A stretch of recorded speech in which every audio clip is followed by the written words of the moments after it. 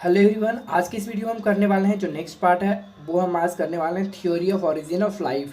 ठीक है, हम इसमें देखेंगे कुछ थ्योरीज और जो कि एक्सप्लेन करता है कि किस तरह से लाइफ जो है वो ओरिजिन हुआ है पृथ्वी पर, किस तरह से लाइफ आया है एक्चुअली। ठीक है, इसी के बारे में हम डिस्कशन करते हैं। तो चलिए शुरू करते हैं। थ्योरीज क्या क्या है समझ लेते हैं। पहले तो आप ये जान लीजिए कि जो अर्थ हमारा बना था 4.5 बिलियन ईयर अगो बना था। ठीक है, पिछले वीडियो में हमने देखा था कि जो हमारा यूनिवर्स है वो 20 बिलियन ईयर अगो बना था। ठीक है, और जो उसमें अर्थ बना था वो 4.5 बिलियन ईयर अगो बना था। मतलब अभी से कितना पहले बना था, मतलब 4.5 बिलियन साल पहले बना था। ठीक है, और जो लाइफ ओरिजिनेट हुआ वो अभी से 4 बिलियन ईयर अगो बना था। लेकिन अगर हम पृथ्वी और लाइफ के बीच में कंपेयर करें तो हम देख पा रहे हैं कि जो लाइफ आया था, ठीक है, पृथ्वी के बनने के 500 मिलियन साल बाद आया था। ठीक है, तो आप ऐसे भी याद रख सकते हो, एनसीईआरटी में आपका ये दे रखा है। ठीक है, तो अब चलिए समझते हैं कि जो लाइफ आया पृथ्वी पर उसके रिगार्डिंग क्या क्या थ्योरीज दी गई हैं। ठीक है, जैसे कि पहले तो हमने देखा था ना किस तरह से हमारा यूनिवर्स का निर्माण हुआ, तो इसके लिए हमने बिग बैंग थ्योरी को पढ़ा था। इन द सेम वे किस तरह से लाइफ आया पृथ्वी पर उसके बारे में हम पढ़ेंगे। ठीक है, तो पहला थ्योरी है स्पेशल क्रिएशन। ठीक है, special creation, theory of special creation, जिसे फादर सुआरेज ने दिया था। देखो, इसका कहना है कि जो पृथ्वी पर लाइफ अभी जो एग्जिस्ट कर रही है, जो देख रहे हो आप, है ना, पूरी लाइफ को भगवान ने बनाया है। होल लाइफ जो है वो गॉड ने बनाया है। कितने दिनों में? 6 दिनों में बनाया है। और फर्स्ट जो मैन था वो आदम है। ठीक है, वो नाम ऐसा रखा है। और फादर सुआरेज के अकॉर्डिंग जो हमारी पृथ्वी है ना वो 4 बिलियन, मतलब जो हमने पढ़ा था 4.5 बिलियन साल पुरानी है अभी से, वो उतनी नहीं है, वो सिर्फ 4,000 साल पुरानी है, जो कि बिल्कुल गलत है। ठीक है, तो लाइफ जो अभी एग्जिस्ट कर रहा है, मतलब इसका जो नेक्स्ट पॉइंट है वो बोलता है कि जो अभी लाइफ आप देख रहे हो वो मतलब कि सेम टू सेम है जैसा कि ये बना था। मतलब ये तो मानता था कि भगवान ने बनाया है, तो भगवान ने मान लो कि आदमी को बनाया, तो जैसा बनाया था अभी भी वैसा ही है। मतलब कोई इवोल्यूशन नहीं हुआ है। हम लोग क्या जानते हैं कि हमारे पूर्वज बंदर थे, ऐसा मानते हैं ना। आगे हम देखेंगे कि हमारे पूर्वज एक्चुअली थे क्या। एक्चुअली रामापिथेकस ये सब आप पढ़ेंगे अभी। ठीक है, ड्रायोपिथेकस, रामापिथेकस, ये सब हम पढ़ेंगे अभी इवोल्यूशन में। तो इसके अकॉर्डिंग क्या था, इसके अकॉर्डिंग ये मानता है कि नहीं, भगवान ने बनाया था और जैसा बनाया था अभी भी वैसा ही है, कोई इवोल्यूशन नहीं हुआ है। ठीक है, तो बिल्कुल ये गलत पॉइंट है। ठीक है, मतलब ये आपको याद रखना, पॉइंट ये सही है, मतलब उसके अकॉर्डिंग जो बोल रहा है ये बात गलत है।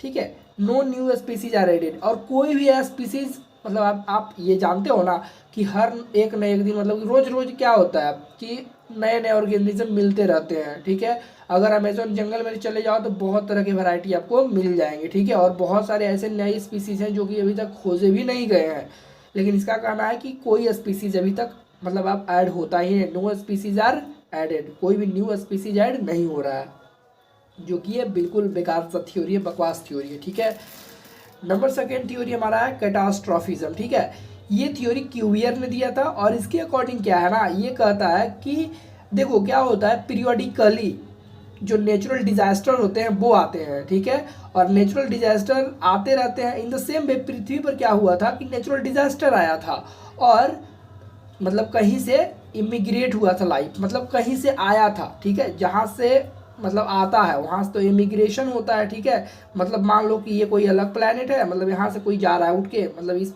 लोकेशन से कहीं और जा रहा है, तो यहाँ से जो जा रहा है उसके लिए इमिग्रेशन शब्द यूज करते हैं, और जहाँ जाता है उसके लिए इमिग्रेशन शब्द यूज करते हैं। ठीक है, तो ये बताता है, ये क्यूवियर ने बताया था कि जो लाइफ पृथ्वी पर आई थी वो इमिग्रेशन के द्वारा आई थी, मतलब कोई नेचुरल डिजास्टर हुआ था पृथ्वी पर और कहीं दूसरे जगह से लाइफ फिर से आई थी। ठीक है, बाद में इमिग्रेशन हुआ था। ठीक है, मतलब लोग आए थे, जीव आए थे। ठीक है, जो भी है। नंबर थर्ड थ्योरी है हमारा, इसी से कुछ रिलेटेड है, जैसा कि आप देख सकते हो कॉस्मोजोइक थ्योरी ऑफ लाइफ, या पैनस्पर्मिया थ्योरी भी बोलते हैं इसे। ठीक है, या फिर आप सुपर नेचुरल थ्योरी भी इसे कह सकते हो। ठीक है, इसे ग्रीक थिंकर ने दिया था, जिसका एक नाम था रिक्टर। ठीक है, रिक्टर हेल्महोल्ट्ज, आप ये शब्द याद रखना, रिक्टर जरूर आया था एग्जाम में। ठीक है, रिक्टर।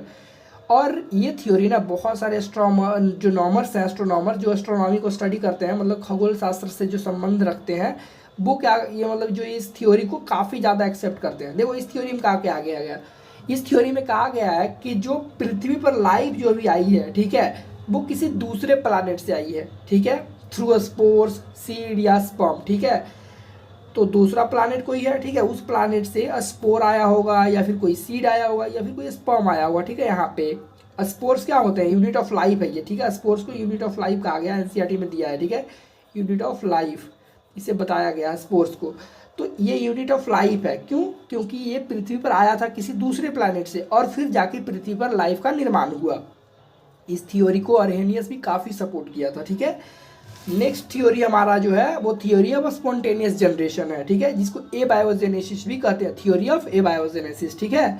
तो यहाँ पे याद रखना, स्पॉन्टेनियस का मतलब होता है स्वतः, खुद व खुद, ठीक है। तो इस थ्योरी के अकॉर्डिंग कहा गया है, मतलब इस थ्योरी को मतलब कि जो स्ट्रांगली सपोर्ट कौन किया था, बॉन हेलमोल्ट, ठीक है। बॉन हेलमोल्ट इस थ्योरी को काफ़ी मानता है, काफ़ी सपोर्ट करता है। इस थ्योरी में क्या कहना है, इस थ्योरी के अकॉर्डिंग कहना है कि जो लाइफ ओरिजिनेट हुआ है वो नॉन लिविंग मैटर से हुआ है, ठीक है। नॉन लिविंग मैटर कहने का मतलब कोई भी मैटर हो सकता है जो कि नॉन लिविंग है, जैसे कि मड, कीचड़ हो गया, ठीक है, स्ट्रॉ, ठीक है, किल्ड ईस्ट, मरा हुआ ईस्ट, ठीक है। अब ये क्या किया था, देखो ये जो बॉन हेलमोंट है वो मतलब कहीं से आ रहा था, ठीक है, काम करके, कहानी सुनो, काम करके आ रहा था, वो पसीना से तरबतर था। वो अपने शर्ट को खोल कर, कमीज को, ठीक है, एक गेहूं की बोरी थी जिसमें कि आटा उटा था, ठीक है, उस पर रख दिया था। और फिर क्या होता है ना कि भूल जाता है वो, भाई वो पसीने से भीगा हुआ था, वो भूल जाता है। फिर वो लगभग 20 दिन बाद देखता है, 21 दिन बाद देखता है, वो क्या देखता है कि वहाँ पे चूहे आ गए हैं, ठीक है, मतलब चूहे आ गए हैं। तो वो ये डायरेक्ट कह देता है कि जो चूहे हैं ना वो कहीं से आए नहीं है बल्कि इसी गेहूं से बन गए हैं, ठीक है, जो कि बिल्कुल गलत ही है, ठीक है, बिल्कुल बकवास थ्योरी है ये। तो ऐसा नहीं होता है, चूंकि उसने 21 दिन के बाद देखा था, उसे लगा कि नहीं, चूहे तो बने हैं इसी से, नॉन लिविंग मैटर से ही बने हैं, जो कि बिल्कुल बेकार सा थ्योरी है, ठीक है। लेकिन आपको ये याद रखना है, ठीक है, कि थ्योरी ऑफ स्पॉन्टेनियस जनरेशन किसने दिया था, बॉन हेलमोंट, ठीक। माइस मतलब जो बन गए थे, चूहे बन गए थे 21 दिन में, ठीक है। तो यहाँ पे याद रखो ये। फिर फिफ्थ थ्योरी है थ्योरी ऑफ बायोजेनेसिस, मतलब जो थ्योरी ऑफ ए बायोजेनेसिस है ना, इसी को मतलब कि क्या बोलते हो ना आप, इसको विरोध करते हो ना किसी का, मतलब ये थ्योरी तो गलत है। अब इसको विरोध करने के लिए आए थे, थ्योरी ऑफ बायोजेनेसिस दिया गया था, कौन कौन आए थे, Redi, Spallanzani and Pasteur, Louis Pasteur, ठीक है। आप इतना ही नाम रखो, इस सब में भी और भी बड़ा बड़ा नाम था, ठीक है, सिंपल आप याद रखो, Redi, Spallanzani and Pasteur, Louis Pasteur. इन तीनों ने एक्सपेरिमेंट किया इस थ्योरी को डिसप्रूव करने के लिए, ठीक है, मतलब गलत साबित करने के लिए। और इन्होंने क्या कहा, इन्होंने कहा कि जो लाइफ है ना वो कम फ्रॉम प्री एग्जिस्टिंग लाइफ, मतलब लाइफ किसी पहले से जो लाइफ एग्जिस्ट कर रहा है उसी से आती है, ठीक है। जैसा कि आपने सेल चैप्टर में पढ़ा था कि life come from pre existing cells, जैसे कि cells come from pre existing cells, ठीक है। इन द सेम वे ये बोल रहा है कि जो लाइफ आया है वो प्री एग्जिस्टिंग लाइफ से आता है। और इसने क्या किया, disprove the theory of A biogenesis, इसको डिसप्रूव कर दिया। कौन कौन थे, रेड्डी, स्प्लांजानी एंड पास्चर। जैसे रेड्डी जो थे ने वो मीट पर, मीट जो था मीट से एक्सपेरिमेंट किया था, स्प्लांजानी ने वेजिटेबल पे, पास्चर ने किल्डिस्ट पे। एक एक्सपेरिमेंट हम देखेंगे, सेम टू सेम तीनों ने किया था, ठीक है। और उन्होंने क्या यूज़ किया, स्वान नेक टाइप का फ्लास्क लिया गया था। एक फ्लास्क होता है, ठीक है, जैसे कि फ्लास्क है, अब इसको हंस के नेक की तरह बना दो, हंस की गर्दन की तरह ऐसा बना दिया, ठीक है, इस तरह से। अभी हम ऊपर देख लेते हैं, ठीक है। और ये थ्योरी जो स्वान नेक एक्सपेरिमेंट है वो किसने किया था, लुइस पास्चर ने किया। तो ये तीनों था, लेकिन मेन रूप से ये किया था, फिर इन तीनों ने किया था, मतलब ये दोनों ने भी किया था, ठीक है। तो अब देखो ये थ्योरी क्या है, ठीक है, ये एक्सपेरिमेंट एक्चुअली क्या है, ये देखो, ये स्वान नेक एक्सपेरिमेंट में क्या लिया गया था, ये स्वान नेक फ्लास्क है, ठीक है, ये फ्लास्क है, ठीक है। ये जो स्वान टाइप का नेक है इसका, देखो गर्दन जैसा, स्वान का गर्दन जैसा है, ठीक है। इसमें क्या किया गया, पानी यहाँ पे भर दिया गया। अब भर दिया गया पानी और इसमें क्या डाला गया था, ईस्ट डाला गया था, ठीक है, ईस्ट। और बर्नर की सहायता से ईस्ट को मार दिया गया, ठीक है, किल कर दिया गया, किल्ड ईस्ट यहाँ पे है, ठीक है। और कुछ दिनों बाद देखा गया, और एक इधर लिया गया था, एक इधर भी समझ लो पहले, कि एक फ्लास्क था जो कि ओपन था, ठीक है। यहाँ पे तो पानी दे दिया था, इसमें एयर जा नहीं सकता, लेकिन इसमें जो मतलब कि बैक्टीरिया या जर्म ग्रो कर जाते हैं, कैसे कर जाते हैं, यहाँ पे किल्ड ईस्ट है, ठीक है, किल्ड ईस्ट यहाँ पे भी है, किल्ड ईस्ट यहाँ पे भी है, लेकिन इसका ओपन एयर से कांटेक्ट है, ठीक है, एयर से कांटेक्ट है डायरेक्ट, लेकिन यहाँ पे पानी डाल दिया तो एयर जा नहीं सकता। तो यहाँ पे देखा गया कुछ दिनों बाद कि यहाँ पे बैक्टीरिया ग्रो कर गया, लेकिन यहाँ पे कोई भी बैक्टीरिया या जर्म ग्रो नहीं किया गया, ठीक है। तो इसी तरह से इसीलिए मतलब जो पास्चर था, लुईस पास्चर, वो कहा कि life come from pre existing life. अब यहाँ पे लाइफ क्यों नहीं आया? क्योंकि यहाँ पे सब किल्ड है, ठीक है, यहाँ पे किल्ड है, तो कोई भी यहाँ पे आ नहीं रहा, इधर से आया नहीं, तो यहाँ पे कोई ग्रोथ नहीं हुआ, कोई लाइफ नहीं आया यहाँ पे। लेकिन यहाँ पे ये ओपन था तो लाइफ जो है यहाँ पे आ गया। किल्ड ईस्ट, यहाँ पे भी मरा हुआ ईस्ट था, लेकिन फिर भी यहाँ पे बैक्टीरिया ग्रो किया। क्यों किया? क्योंकि कुछ एयर से अंदर आए थे, ठीक है, बैक्टीरिया, तभी ग्रो किया।